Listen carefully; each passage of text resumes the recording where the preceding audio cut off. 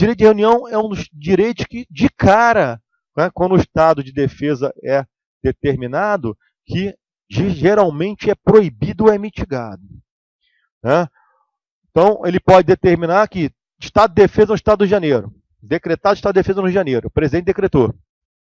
Fica proibido o direito de reunião em local aberto, em local público. Agora, a gente pode se reunir em local privado, na sua casa, a gente pode se reunir numa associação, num clube, pode, tá? Mas o direito de reunião, embora exercido também em associações, pode ser também mitigado, olha lá. Reunião, restrições ao direito de reunião, ainda que exercido nos seios das associações. Por exemplo, né, nesse decreto que determina o estado de defesa no estado do Rio de Janeiro, diz que o direito de reunião em local aberto ao público está proibido de ser exercido durante o estado de defesa, só vigorando o direito de reunião em associações, e mesmo assim em horário diurno, sendo proibido que esse direito seja exercido em associações à noite. Pode ser estabelecido isso. Com isso, gente, eu estou evitando o quê? A aglomeração entre pessoas. Porque eu preciso restabelecer o quê? A paz, a ordem social. Beleza? Não, nós vamos ver que eu posso, estou falando sobre reunião aqui, mas ó, as seguintes restrições aos direitos. Estou falando sobre reunião aqui. Vamos ver que outros direitos podem ser, tá, mitigados também. Pergunta, doutora?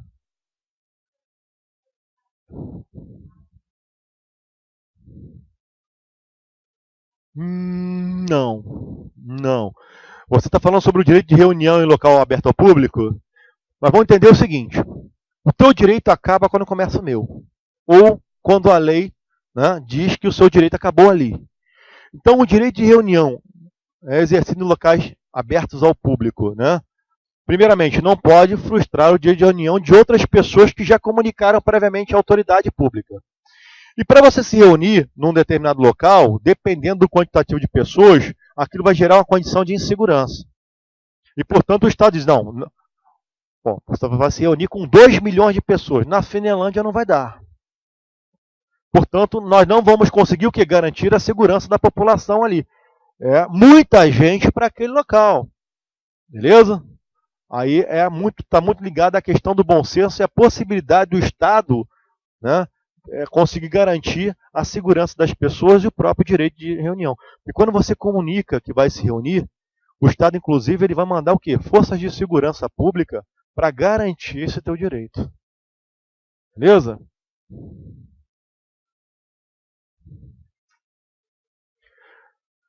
Impeachment da Dilma. E à tarde foi outro. Vamos pegar até um caso diferente. Na hora da votação do impeachment da presidente Dilma, né? Pessoas estavam pró-impeachment e pessoas contra o impeachment. Ó, comunicaram e queriam se reunir lá na Praça dos Três Poderes para isso. O que as forças de segurança do Distrito Federal fizeram? Vamos fazer um cordão de isolamento.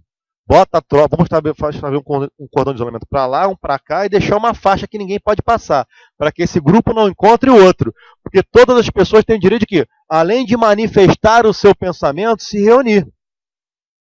Beleza? E esse direito tem que ser o quê? Já respeitado e protegido pelo Estado. Agora, decretado o estado de defesa, aí eu posso cercear esse direito fundamental que você tem.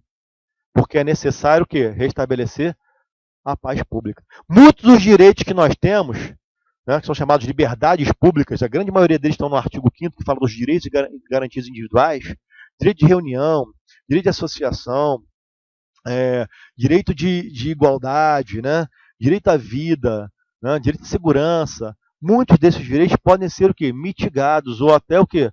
Né, suspensos durante o estado de defesa ou o estado de sítio. Tá bom?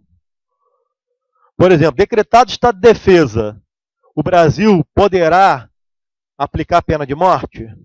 Não. Porque pena de morte só é aplicada quando houver guerra declarada. E quando há guerra declarada, eu vou decretar uma medida mais grave do que o estado de defesa. Vai ser o estado de... É uma medida mais grave ainda. O Estado ele vem para cima da população com mais força ainda do que o normal e mais força do que ele vem com o estado de defesa. Tá bom? Então são situações muito sérias para serem tomadas. Por isso eu falei, a parte da Constituição que ela fica dormindo. Que não está aplicado. Ali é como se fosse aquele negócio, ó, isso aqui tá uma arma guardada aqui. Só pega se você realmente precisar. Tá bom? Então, dentre as restrições, restrição ao direito de reunião, ainda que exercido no seio das associações. Né? Vimos que é um... Opa! Letra B.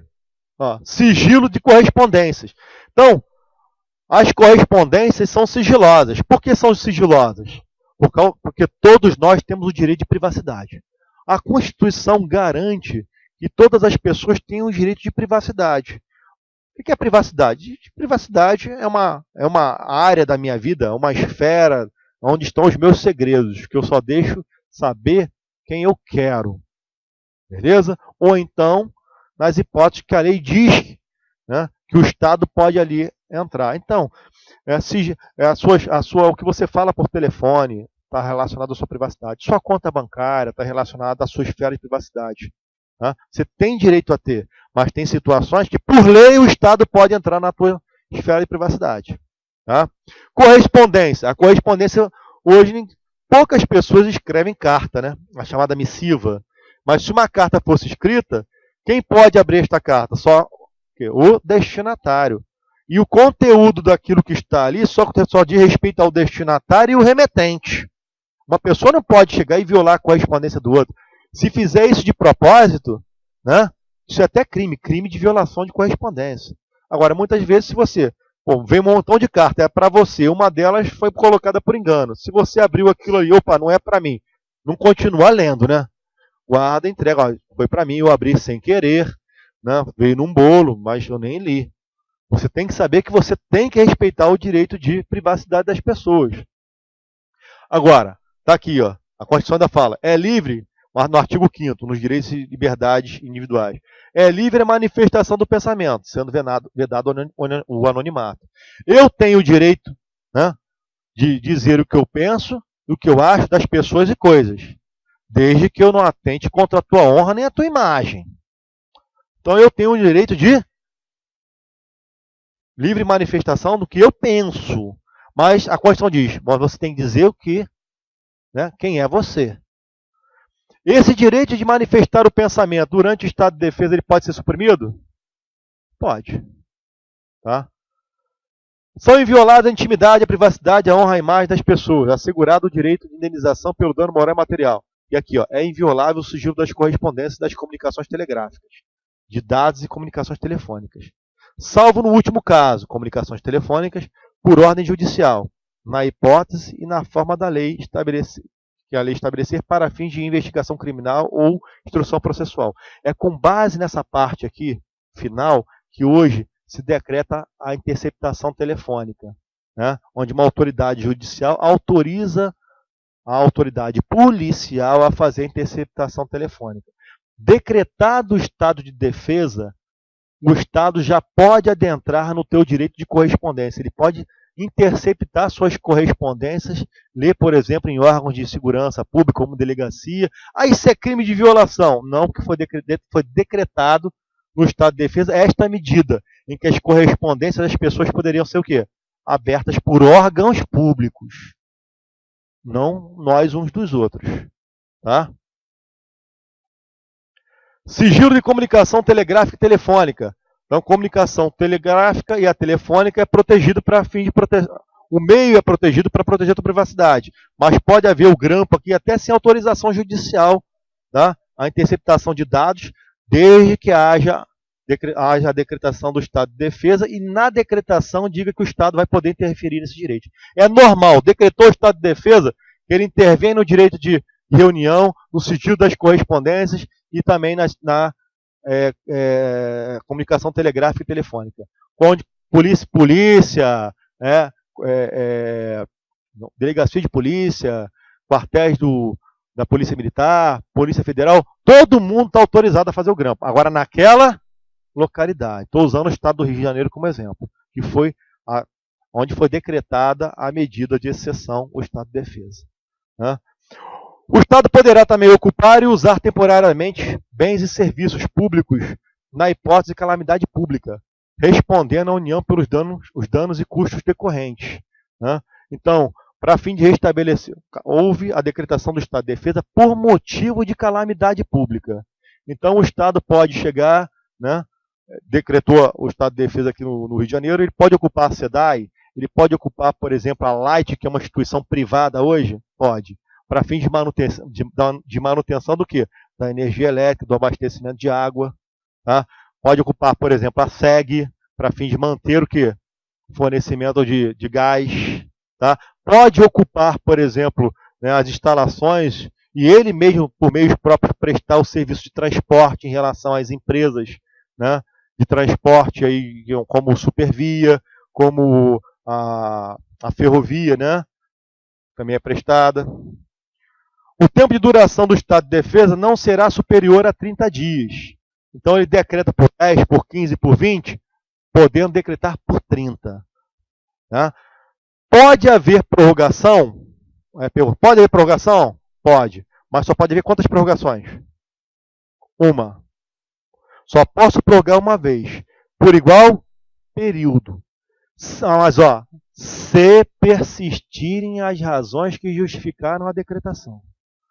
Então, decretei estado de defesa no estado de Janeiro, né, para restabelecer a ordem e a paz, a ordem pública e a paz social, porque uma calamidade pública ocorreu. Decretei por 20 dias, eu, presidente da República. 20 dias, vão bater os 20 dias. Se eu não prorrogar, acabou. Acabou ali. Verifico que, né, ainda está havendo saque, os serviços públicos não estão completamente restabelecidos e eu preciso prorrogar. Posso prorrogar? Posso. Quantas vezes? Uma. Por quanto tempo?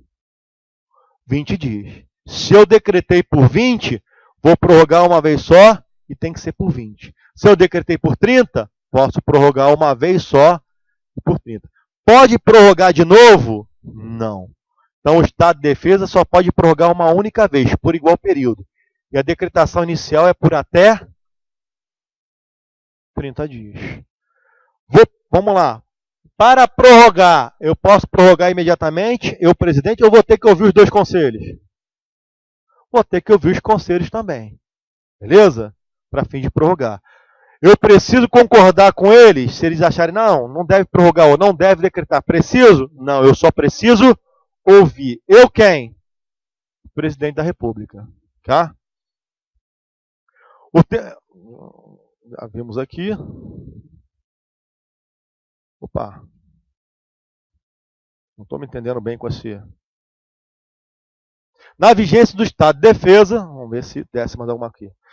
Na vigência do estado de defesa, a prisão por crime contra o Estado, determinada pelo executor da medida, será por este comunicado imediatamente ao juiz competente, que a relaxará se não for legal, facultado ao preso requerer exame de corpo de delito e autoridade policial. Então, olha só, hoje, o que vigora? Né? O que vigora é esse inciso 561 aqui. Ó. Ninguém será preso senão em flagrante delito. Te peguei cometendo crime. Ou por ordem escrita e fundamentada de autoridade judiciária competente, salvo nos casos de transgressão de militar ou crime propriamente militar, que é o caso em que eu prendo militares. Então, hoje, para o Estado atentar contra o direito de liberdade de uma pessoa, né, aqui dentro da República Federativa do Brasil, significa que ele pegou ela cometendo crime ou existe uma decisão judicial mandando prender aquela pessoa. Fora isso, o Estado não pode o quê? Prender ninguém. Agora, decretado o estado de defesa. Decretou o estado de defesa, o direito de locomoção já sofre restrições. Onde, decretei o estado de defesa, esse estado de defesa foi decretado no âmbito do estado do Rio de Janeiro. Automaticamente, eu, presidente da República, vou nomear o executor desta medida. É como se fosse alguém para dizer o que vai fazer, botar ordem na casa. É o que nós estamos vendo aqui. Ó. Determinado o executor da medida. Então, esse executor da medida, ele pode mandar prender pessoas? Pode. Mas se ele mandar prender essas pessoas, ele manda prender, mas tem que comunicar imediatamente ao juiz competente, que é o juiz criminal. Se o juiz achar que a prisão é ilegal, manda relaxar imediatamente. Se o juiz achar que a prisão é legal, ela é mantida. Então, eu estou vendo um caso de prisão que está sendo determinada, salvo os casos de normalidade. Beleza?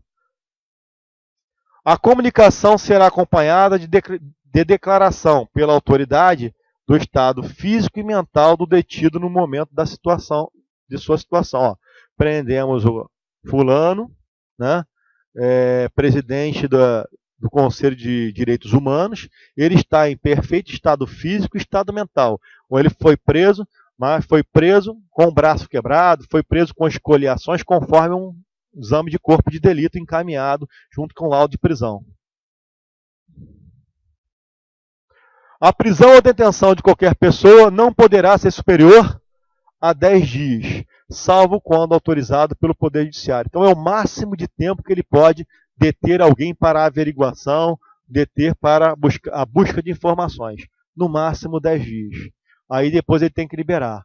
A não ser que ele peça à autoridade do Poder Judiciário para manter a prisão por mais tempo. Não precisa ser uma sentença. Aí ele pede a autorização judicial e o juiz faz o chamado despacho liminar, tá? Onde ele autoriza manter por mais tempo. Ó, senhor juiz, prendemos um grupo de pessoas que estavam com material explosivo, né? E esse material explosivo eles estavam usando próximo à ponte Rio-Niterói. Então prendemos eles, acabamos de prendê-los para fins de averiguação e busca de informações. Aí então, o cara está preso, estão presos. Prendi 20 pessoas. Estou ouvindo as pessoas ali. Vai bater 10 dias, está todo mundo preso. Só que eu tenho que liberar, não tem? Aí o que eu faço? Faço uma representação. Já não comuniquei ao juiz que eu prendi as pessoas e comuniquei qual é a situação física e mental delas, mas vou precisar ter mais tempo para descobrir outras coisas. A gente descobriu que tem uma rede de terroristas aqui no Brasil que eles são uma célula. Aí eu vou mencionar tudo isso ao juiz e vou pedir a ele o quê? A autorização para que ele autorize a prisão por mais tempo. Beleza? Aí quanto tempo? Ele vai dizer quanto tempo lá ele vai permitir, né, que as pessoas fiquem detidas para a busca de informação. Mesmo assim, ninguém pode ser preso o quê? Em regime de incomunicabilidade. Ou seja, tem direito a receber quem? Pessoas da família, tem que ter direito à visita à família, tem direito a acompanhamento, a ser acompanhado por um advogado. Claro que isso não vai ser a qualquer momento. Eu posso estabelecer o quê? Dias de visitação. Tá? Então, ó, é vedada a incomunicabilidade de qualquer preso. Isso vai ser inclusive durante o estado de defesa e também durante o estado de sítio. Tá bom? Gente, não estou acompanhando o nosso intervalo, mas quando der 8 horas, vamos fazer um pequeno intervalo de 15 minutos, tá? Ó, decretado o estado de defesa ou a sua prorrogação, o presidente da República, dentro de 24 horas, submeterá o ato com a respectiva justificativa de por que decretou a quem? Ao Congresso Nacional, que decidirá por maioria absoluta. Aí vamos entender o que é maioria absoluta. Olha só. O Congresso Nacional ele é composto de duas casas, né? A Câmara dos Deputados, ou Câmara Federal, e o Senado. Hoje, na Câmara dos Deputados, nós temos 513 deputados. No Senado, nós temos 81 senadores. A regra é que eles trabalhem, né, em maioria simples. O que é maioria simples ou maioria comum? É o seguinte: metade mais um dos presentes. Então, vamos supor que uma medida, né, um projeto de lei é encaminhado para o Senado. O Senado pode instaurar a sessão legislativa para decidir, desde que esteja presente a maioria absoluta. O que é maioria absoluta? Maioria absoluta é metade mais um dos presentes. Só que vamos entender o que é metade mais um. O que é metade de 81? 40 aí, meio, não é isso? Então não preciso... o que é maioria absoluta? 41,5 senadores? Não. A maioria absoluta é só você arredondar para o primeiro número inteiro acima. Então o que seria a maioria absoluta no Senado? 41 senadores. Beleza? O que é maioria relativa?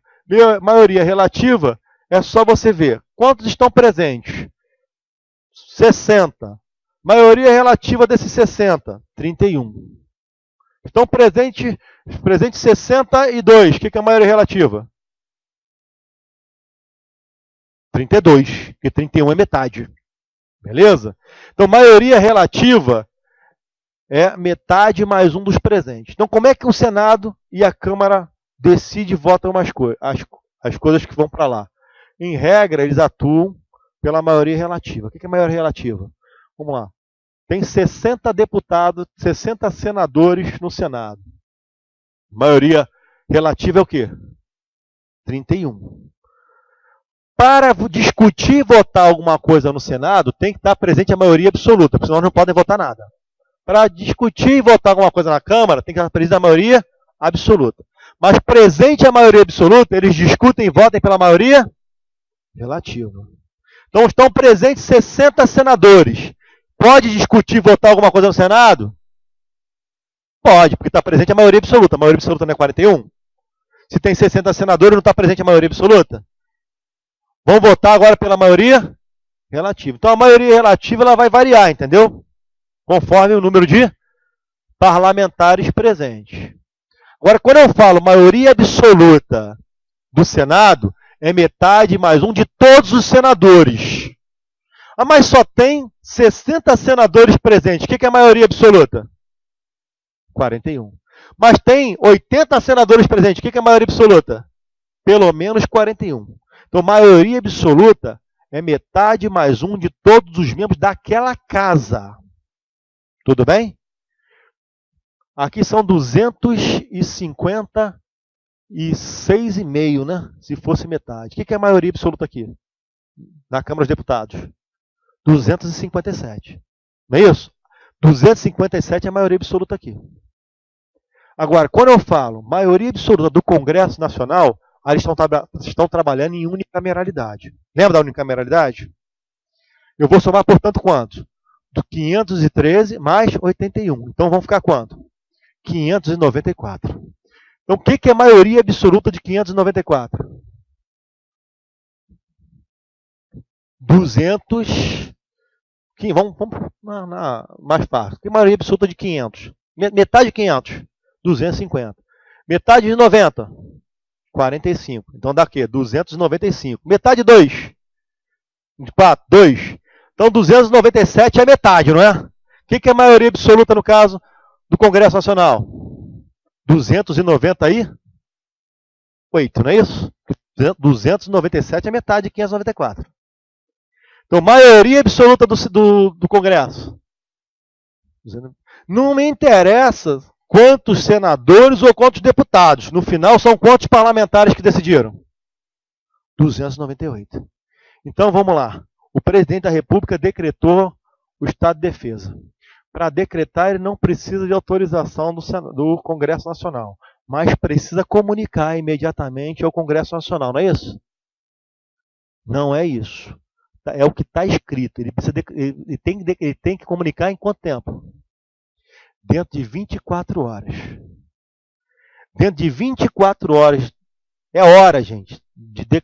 Decretou, então, o estado de defesa. Em até 24 horas, dentro de 24 horas, ele submete o ato e o porquê de ter decretado a medida ao Congresso Nacional. O Congresso Nacional decidirá por maioria. O que é a maioria absoluta? Soma um número de membros da Câmara, mais um número de membros do Senado, e acha o quê? O primeiro número inteiro acima da metade.